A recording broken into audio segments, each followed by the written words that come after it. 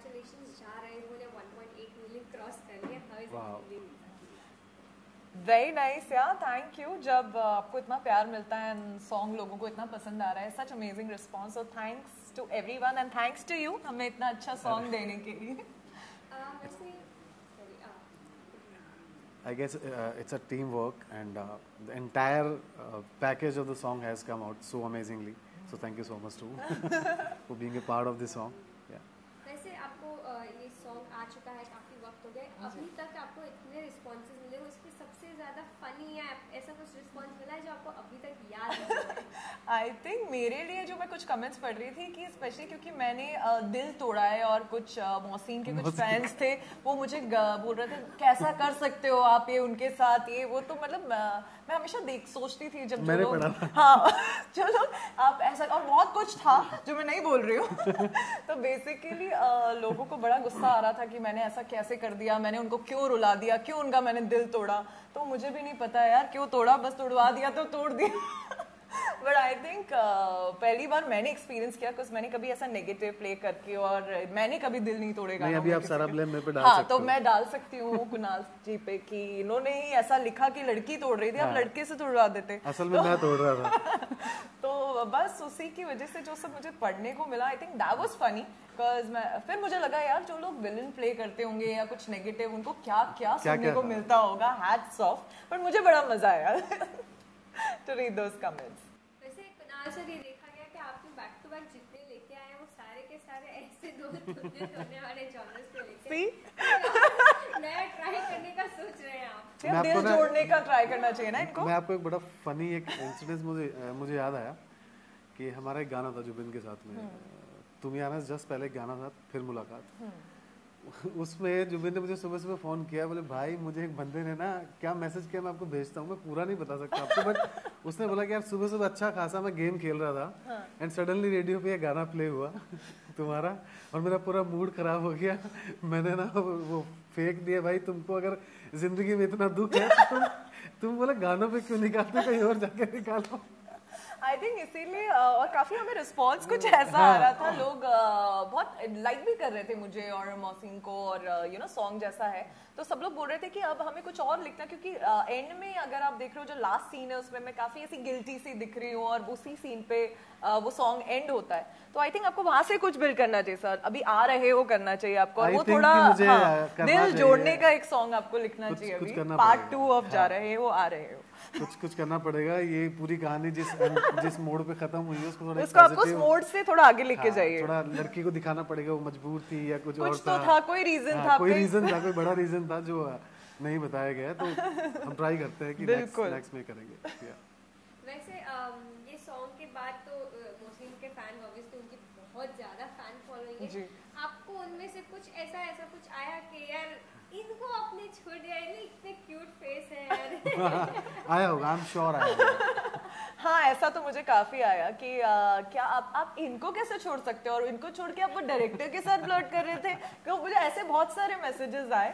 But अभी क्या करूँ यार, डायरेक्टर करवा रहे थे तो करना पड़ा, नहीं तो ऑब्वियसली कन्विंसिंग नहीं लग रहा था. बट मोहसिन के वो जो फैंस हैं वो बहुत सच्चे फैंस हैं, तो उनको कुछ भी ऐसा होता है तो उनको वो दिल पे ले लेते हैं सीधा कि नहीं ऐसा क्यों है. आई थिंक वो एक हो जाता है जब आप जो फैंस होते हैं वो आपके इतने लॉयल होते हैं. तो मेरे फैंस काफी नाराज भी हो रहे थे, कुछ फैंस की मैम हमें नहीं अच्छा लग रहा आप ऐसे कर रहे हो, हमें आपको हमेशा वैसे देखना अच्छा लगता है. तो एक वॉर चल रही थी Mohsin fan club and Akanksha fan club में, एंड काफी वो लोग एक दूसरे से ही लड़ रहे हैं कि वो मुझे कुछ बोल रहे हैं तो वो उन्हें कुछ बोल रहे हैं. But I think that's our fan, हमारे लॉयल फैंस हैं and hats off to them, उन्हीं की वजह से हम लोग जो है वो है. So thanks to all of them. वैसे मैम अगर आपकी बात की जाए तो आप तो हर लोकेशन में एज एन एक्टर काम करते, तो अभी फाइन आपने क्रू तो देखा ही होगा, and now being in the crew ऐसा कुछ प्ले करना, वो कैसा एक्सपीरियंस? वो मुझे बहुत अच्छा लगा. इनफैक्ट मेरा इस सॉन्ग का फेवरेट लुक वही है जब मैंने क्रू टी शर्ट पहनी है, जो सॉन्ग बिगिन भी वहीं से होता है और सॉन्ग एंड भी वहीं होता है, और सब लोगों के साथ मैंने एक सेम, मतलब ऐसा नहीं है कि कुछ अलग से मेरे लिए एक टी शर्ट था, खूब सारी टी शर्ट्स थी, उसमें से एक हम सबको डिस्ट्रीब्यूट की गई थी. एंड मुझे सबसे ज्यादा मजा वही करने में आया कि जब सबके साथ हम लोग जितने भी को एक्टर्स थे, जूनियर आर्टिस्ट थे, सब लोगों ने क्रू टी शर्ट पहनी थी, वही एक टी शर्ट मैंने पहनी थी। तो मुझे बहुत अच्छा लगा, यू नो, जब मैंने, जैसे मैं हमेशा अपने एडीज को देखती हूँ माइक लगा के एंड यू नो सब वॉकी पे कोऑर्डिनेट करते हैं, तो मेरे हाथ में वॉकी था, मैंने वो माइक लगाया हुआ था, तो मुझे लगा कि यार कितना काम करते होंगे वो लोग, वो वॉकी बस उतने देर ही पकड़ के मुझे लग रहा था कि मैं कहाँ रख दूं। And you know hats off to all our ADs, जितने भी लोग क्रू जो काम करता है हमारे साथ, hats off to all of them, we love you all. Coming down to chemistry, आपकी केमिस्ट्री किसके साथ सबसे ज्यादा आपको पसंद है? आई थिंक सबसे ज्यादा लोगों ने मुझे जुबिन के साथ देखा है, मेरे 4-5 सॉन्ग्स उनके साथ देखे हैं और उन्हीं के सॉन्ग्स मैंने सबसे ज्यादा करे हैं।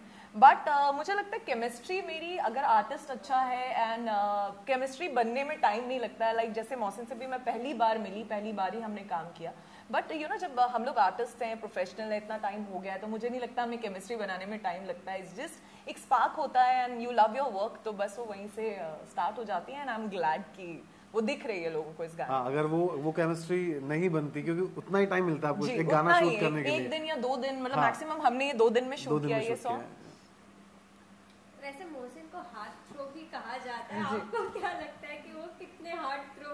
जी, मैं उन्हें एक्चुअली ज्यादा नहीं जानती हूँ, ये 2 दिन ही मुझे मिले उनके साथ शूट करने में, तो जितना भी मुझे लगा, मुझे डेफिनेटली लगता है वो हैं, बिकॉज वो प्रोफेशनल बहुत हैं, आर्टिस्ट बहुत अच्छे हैं। मुझे लगता है ये उनका जॉनर है। उन्होंने मुझे, मतलब मैंने कभी रोमांस नहीं किया, क्योंकि मुझे हमेशा, जब साउथ में मैं मूवीज कर रही थी तो एक्शन, कॉमिक, ये ड्रामा, ये सब कर रही थी।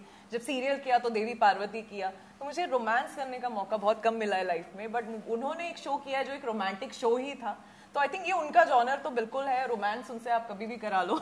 उनकी एक्चुअली जो इमेज बनी हुई है वो एक बहुत क्यूट रोमांटिक, एक प्यारी स्माइल के साथ में वो अपने आप को प्रेजेंट करते, तो लोगों को वो देखना बड़ा पसंद है। अभी ऐसे बंदे को कोई रुला दे तो फिर लोग तो गालियां देंगे ना मुझे। वैसे इसके अलावा क्या हम लोग आपसे एक्सपेक्ट कर सकते हैं कि क्या और लोगों को देखने मिलेगा? एक्सपेक्ट तो डेफिनेटली मैं तो एक्सपेक्ट कर रही हूँ कि सर हमारे लिए एक और दूसरा गाना लिखेंगे बहुत जल्दी, जिसमें दिल कोई किसी का नहीं तोड़ेगा। हाँ, इसमें थोड़ा सा हम लोग इसको अभी जोड़ेंगे। आप दिल जोड़िए इस बार। बट या डेफिनेटली बहुत सारे गाने, मेरा एक और सॉन्ग 20th को रिलीज हो रहा है गौतम गुलाटी के साथ, तो आई थिंक बहुत सारी चीजें हैं जो आ रही हैं, सीरीज आ रही हैं, सॉन्ग्स आ रहे हैं, तो काफी कुछ देखने को मिलेगा आपको। Just keep waiting for the surprises. वैसे बात की जाए तो ब्रा फिटर को लेके बहुत सारे कंट्रोवर्शियल्स चल रहे हैं, आप अपने मुंह से बता दीजिए कि ये क्या है? ये एक्चुअली शो स्टॉपर है, वो जो शो का नाम है, जो Z5 के लिए है, जो हम लोग कर रहे हैं series, and concept is bra fitter. तो जो इंडिया में लोगों को कम पता है कि एक ब्रा फिटर की इंपॉर्टेंस क्या होती है और क्या क्या प्रॉब्लम्स होती है अगर आप ऐसा नहीं करते हैं, सही ब्रा, सही साइज की चीजें नहीं पहनते हैं, तो कैन लीड टू कैंसर और बहुत सारी चीजें। तो आई थिंक एक मैसेज है जो उसके थ्रू हर जॉनर की लेडीज, हर एज ग्रुप की, हर साइज की, उसके हिसाब से वो सीरीज का फोकस वो है, एक मैसेज है, अवेयरनेस। या it's basically awareness, it's a good message जो दे रहे हैं। इट्स अ फैमिली सीरीज, क्योंकि टॉपिक से लोगों को लगता है पता नहीं क्या होगा, जबकि कुछ भी नहीं है। ये पहली सीरीज मुझे लगता है जिसमें किस भी नहीं है, कुछ भी नहीं है सीरीज में ऐसा। एंड सब इसीलिए ताकि ज्यादा लोगों से कनेक्ट कर सके, ज्यादा लोग देख सके इस कॉन्सेप्ट को। इंडिया में कुछ लोग नहीं समझते, फॉरेन में ही काफी पॉपुलर कॉन्सेप्ट है, बट इंडिया में नहीं है। तो मैं बहुत एक्साइटेड हूँ that I am a part of such a big team, और बहुत बहुत अच्छे अच्छे आर्टिस्ट हैं, श्वेता तिवारी हैं, सौरभ है, दिगंगना है, जीनत अमान मैम है, तो बहुत सारे अच्छे अच्छे लोग हैं जिनके साथ मैं इसमें काम कर रही हूँ। So super excited for this one. वैसे आप थोड़ा सा अगर अपने कैरेक्टर के बारे में उसमें दे दीजिए। सी वो मैं ज्यादा नहीं, बट डेफिनेटली शो स्टॉपर है and I am a fashion model, उसमें शो स्टॉपर हूँ। सो दैट्स ऑल, ज्यादा तो मैं नहीं बताऊंगी, नहीं तो अभी तो सरप्राइज मजा नहीं आएगा। वैसे आपका भी बैकग्राउंड एज अ मॉडल ही स्टार्ट हुआ नहीं हुआ, इनफैक्ट काफी लोग को कंफ्यूजन, मैंने आज तक मॉडलिंग नहीं की, मैं कभी भी मॉडल नहीं रही। मेरा करियर एविएशन से स्टार्ट हुआ था, मैं इंटरनेशनल एयर होस्टेस थी। मैं मुझे लगता है अगर किंगफिशर बंद नहीं होती तो शायद मैं आज भी एयर होस्टेस ही होती। मैं बहुत खुश थी वो काम करते हुए, कोई प्रॉब्लम नहीं थी, thanks to mister Mallya. But company बंद हो गई तो मैं एक्टर बन गई। बट अदरवाइज ये एक चीज़ है जो मैंने कभी भी डिसाइड नहीं की थी, तो मैं एक्टर गलती से बन गई। बट मैंने, अच्छा हुआ ये गलती हुई, बिकॉज बस काम से फिर काम मिलता गया and there is no looking back. मैंने साउथ, बिकॉज मैं बैंगलोर बेस्ड थी, मैं सिर्फ लंदन फ्लाई करती थी, I was only on London sector. So मुझे लगता है वहीं से मेरी साउथ की जर्नी स्टार्ट हुई। मैंने 2 तमिल की, 3 मलयालम की, 1 कन्नड़ा की, तो उसके बाद मधुर भंडारकर, कैलेंडर गर्ल्स की। तो आई थिंक वो जर्नी फिर there was no looking back. Back to back काम से काम करती गई एंड थैंक्स कि आपने कंपनी बंद की। वैसे बीइंग अ मॉडल ऐसा कुछ डिफरेंस लगा कि यार मॉडल बनने में और एक एक्टर बनने में बहुत जमीन आसमान का फर्क दिख रहा हो? यार बहुत मेहनत है, मुझे लगता है मॉडल्स जो ग्रीन रूम में बैठ के जो इतने सारे लोग, मैंने कभी करी नहीं, पर जब हम लोग भी अभी भी जाते हैं तो as a show stopper walk करते हैं एज अ सेलिब्रिटी, बट मुझे लगता है बहुत मेहनत होती है, वो लोग सब बैठ के एक साथ रेडी होते हैं, एक साथ बहुत कुछ होता है एक ग्रीन रूम में, तो वो मुझे कुछ कुछ देखने को मिला जब शूट करा as a model, but hats off guys, it's very tough. या वैसे coming down to the song again, sir आपने यासिर देसाई को ये सॉन्ग दिया है, उनकी आवाज तो एज यूजुअल अमेजिंग। सो आपका जब ये पूरा सेटअप आपने लाया या पूरा ये दोनों को आपने कास्ट किया, तब आपके दिमाग में क्या चल रहा था, ये कैसे एक्चुअली दिखना चाहिए, ऐसा ही दिखना चाहिए? नहीं, मेरे माइंड में सबसे पहले तो गाना चल रहा था, और ये जब ये लोग एसोसिएट हुए गाने से तो मैं काफ़ी एक्साइटेड था, बिकॉज इनके मैंने गाने देखे हैं जुबिन के साथ में, मैंने मोहसिन के साथ भी काम किया है, तो एक मुझे ये तो कंफर्म था कि गाना कुछ बहुत अच्छा एक ग्रेसफुल गाना बन के आएगा। एंड जब गाना आया तो जो मैं ये पहला गाना होगा जिसके सेट पे मैं शूट देखने गया हूँ, अदरवाइज मैं नहीं जाता। हमारी मिलना हुआ सर से वहीं पे, एंड उन्होंने खुद, उनकी आवाज भी है सॉन्ग में जो मैं चाहती हूँ कि आप बोले, क्योंकि मुझे बहुत ही पसंद है, मेरी फेवरेट लाइन है, जैसे सॉन्ग एंड होता है और जैसे सॉन्ग बिगिन होता है, आई थिंक उस शायरी ने सॉन्ग का एक लेवल अप कर दिया है। गाना शुरू होता है एक लाइन से कि जो सस्पेंस डाल देती है गाने में कि क्या आने वाला है, कि सुनो गिला बेरुखी का करेंगे तुमसे फुर्सत में कभी, पर अर्जी ये भी है खुदा से कि कभी वक्त ना मिले। एंड देन गाना आता है, चलता है, एंड जब कहानी पूरी खत्म होती है, एक बंदा सक्सेसफुल हो जाता है अपनी लाइफ में। ये अच्छा, मोहसिन से मैं बड़ा कनेक्ट कर सकता हूँ इसमें, क्योंकि वो भी एक राइटर बने हैं, मैं भी राइटर हूँ।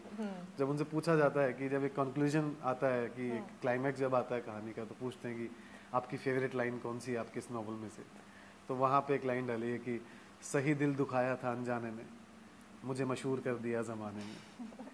क्या बात है। तो मुझे एक्चुअली काफी कुछ ये भी कमेंट्स आए कि क्या ये कुणाल सर का ही रियल स्टोरी है जो उन्होंने, तो मैं भी एक्चुअली आपसे पूछना, मैं वेट करी थी आपसे मिलूंगी तो जरूर पूछूंगी, एक्चुअली क्या ये आपकी स्टोरी है? देखिए ऐसा है कि मैं कनेक्ट कर सकता हूँ, बिकॉज अगर वो नहीं होती तो शायद ये लिखा भी नहीं जाता, क्योंकि क्या होता है कि आप एक लाइफ में आप बहुत से लोगों से मिलते हो, बहुत सारी तकलीफें आती हैं, बहुत सारे अच्छे मोमेंट आते हैं, बहुत अच्छे लोग भी आते हैं, तो ये गाना मेरा मतलब उन सब चीज़ों को मिला के एक जो एक जिसने कुणाल जो भी है आज, मतलब एक वहाँ से एज ए फोटोकॉपियर मैंने जयपुर से शुरू किया, वहाँ से आज मैं यहाँ पे आया, तो उस कहानी में कहीं ना कहीं गुस्सा भी है, कहीं ना कहीं मैंने भी कुछ गलत किया होगा, कहीं ना कहीं मेरे साथ भी कुछ गलत हुआ होगा, तो वो सब जोड़ के जो मैंने खोया है उन सब के बाद में मुझे, क्योंकि दिल आपका तभी नहीं दुखता जब आपका कोई दिल दुखा देता है, दिल आपका तब भी दुखता है जब आप किसी का दिल दुखा देते हो, आपको ये रियलाइज होता है, ठीक है। तो वो एक दर्द है कि सही दिल दुखाया था, वो चाहे मैंने दुखाया, चाहे उन्होंने दुखाया, चाहे किसी ने मेरा दुखाया हो, तो सही दिल दुखाया था अनजाने में, अल्टीमेटली दुखना था, तो सही दिल दुखाया अनजाने में, मुझे मशहूर कर दिया जमाने में, क्योंकि मैं कह सकता हूँ कि हाँ थोड़ा बहुत एक नाम बनाया है, तो मैं उसी परेशानियों की वजह से, उसी तकलीफ की वजह से आज यहाँ पे हूँ। तो थैंक्स उन लोगों का जिन्होंने दिल दिखाया। जैसे कि आपने बताया कि आप भी सेट पे थे, कुछ ऐसा कभी मोमेंट हुआ कि मोहसिन प्रैंक्स करने के लिए जाने जाते? अच्छा, मुझे क्यों ऐसा कभी नहीं लगा? ये तो मेरे लिए न्यूज़ है, बिकॉज़ हमें ऐसा बिल्कुल भी नहीं लगा। मुझे इनफैक्ट वो काफी सीरियस, बहुत ही बस सीन तक ही, मतलब एक्चुअली ऐसा था ना, बड़ा कट टू कट भी बहुत बिजी था हमारा, हमारे पास टाइम बहुत कम था शूट करने के लिए, 2 दिन ही थे और टाइम भी कम था, उसमें हमारा लेट स्टार्ट हुआ, जल्दी पैकअप भी हमें करना था, टाइम रिस्ट्रिक्शंस थे, तो आई थिंक बहुत टाइम नहीं मिला। उसमें पता रहता है कि हाँ नहीं इसके बाद ये है, इसके बाद ये है, तो इन सब चीज़ों के लिए टाइम तब होता है जब पता है कि हाँ 2-4 घंटे है हमारे पास में, हम मस्ती कर सकते हैं। वैसे म्यूजिक सीरीज आजकल एक बहुत बड़ा कंटेंट बन चुका है, अपार्ट फ्रॉम ओटीटी और थिएटर और समथिंग। इस जॉनर में अगर हम कहें कि अब कंपटीशन लेवल बढ़ रहा है, तो आपका इस बारे में क्या कहना है? देखिए कंपटीशन बढ़ रहा है तो काम भी बढ़ रहा है, और काम बढ़ रहा है तो फिर सभी बढ़ रहे हैं और हम जैसे लोगों के लिए तो ज़्यादा अच्छा है कि जितना काम बढ़ेगा उतना हम अपने आप को एक्सप्रेस कर पाएंगे, उतना ज़्यादा काम कर पाएंगे, और सब काम करने आए हैं। और स्पेशली जैसे अब ये सिंगल्स आ रहे हैं, एक ट्रेंड वापस 2 साल में सिंगल्स का जो आ गया है, जो पहले नहीं था, बीच में कहीं बंद हो गया था, तो I think for that, like for all of us, for me, for artist, सभी के लिए आई थिंक ये अपॉर्चुनिटीज बहुत ज़्यादा आ गई हैं, और इससे हम लोग को एज एन आर्टिस्ट अलग अलग चीज़ें प्ले करने का मौका मिलता है। तो 5 मिनट या 4-5 मिनट के गाने में हम काफ़ी कुछ दिखाते हैं, फिर एक दूसरे सॉन्ग में में कोई एक और कैरेक्टर, तो I think this is a very nice thing for artist, like specially singles जो आए हैं उसकी वजह से। वैसे लॉकडाउन को तो हम सभी कोस रहे थे कि यार इतने साल वेस्ट करा दिए, बट आई फील कि इस चक्कर में ना काफी सारा क्रिएटिविटी यस ट्रू। लॉकडाउन में मेरे 50 सिंगल्स निकले हैं। एंड मैंने सुना कि बहुत सारी ऐसी स्क्रिप्ट्स लोगों ने लिख दी जो बहुत टाइम से लोगों के माइंड में थी। मुझे लगता है क्रिएटिव स्पेस लोगों को बहुत फुर्सत मिला। में थे ना सारे की, तो खाना था और अपना काम कर रहे थे। तो आई थिंक क्रिएटिव सब लोग का साइड बहुत ज्यादा निकला लॉकडाउन में। लास्टली आप अपने फैंस को क्या कहना चाहेंगे about this series and whatever is coming forward and about you? See I just want to thank all my fans for loving me, supporting me. आज तक मैंने इतनी चीज़ें, जो भी किरदार किया, जिस भी जॉनर में किया, लोगों ने हमेशा मुझे पसंद किया। तो प्लीज़ आगे भी करिए and keep supporting me, loving me, and I love you all. मैं और मेरे सारे कुनालियन से बोलना चाहता हूँ कि इतना प्यार देने के लिए और इतना सपोर्ट करने के लिए बहुत बहुत शुक्रिया, और ऐसे ही प्यार करते रहिए और इंस्पायर करते रहिए अच्छे अच्छे गानों के लिए। एंड जा रहे हो सुनते रहिए, और जा रहे हो बार बार सुनते रहिए। Thank you so much.